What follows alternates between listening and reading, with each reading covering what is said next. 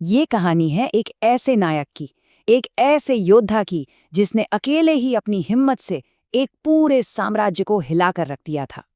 तो चलिए थोड़ा सा वक्त में पीछे चलते हैं। बात है साल 1895 की। और जगह झारखंड के घने जंगल।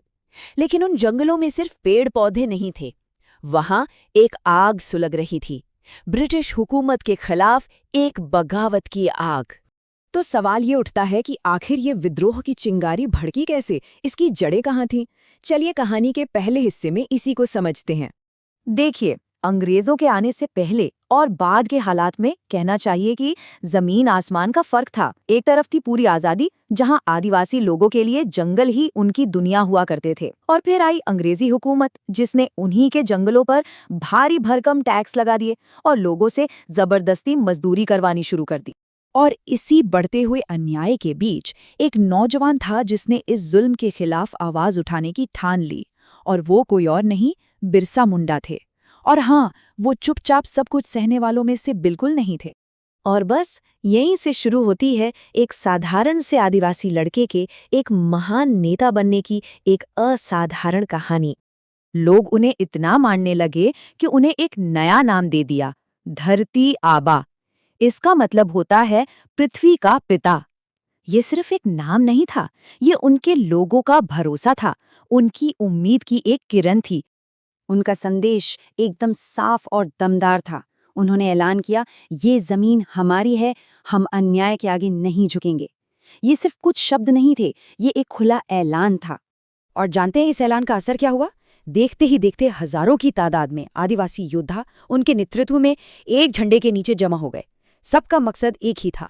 बिरसा मुंडा की इस ललकार ने जो आग लगाई, उसे इतिहास आज महान उथल पुथल या कहें उल गुलान के नाम से जानता है।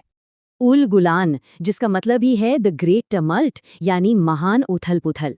1899 में जो ये विद्रोह शुरू हुआ ना, ये अंग्रेजी हुकूमत के लिए एक सीधी और खुली चुनौती थी।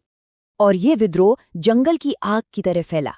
पहले तो एक एक करके गांव उठ खड़े हुए, फिर इस आंदोलन ने सीधे अंग्रेजी चौकियों को चुनौती देना शुरू कर दिया।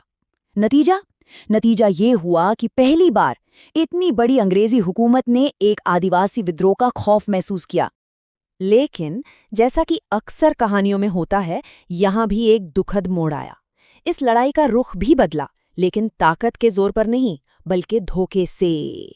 सीधी सी बात है, जब अंग्रेज ताकत से इस आंदोलन को नहीं कुचल पाए, तो उन्होंने वो किया जो वो अक्सर करते थे, चाल और धोखे का सहारा लिया। साल 1900 ये साल उनके जीवन का आखिरी साल साबित हुआ। उन्हें धोखे से पकड़ लिया गया, फिर जेल में डाल दिया गया, और कुछ ही वक्त बाद बहुत ही रहस्यमयी हालात में उनकी मौत हो गई। और जानते हैं ये सब कब हुआ?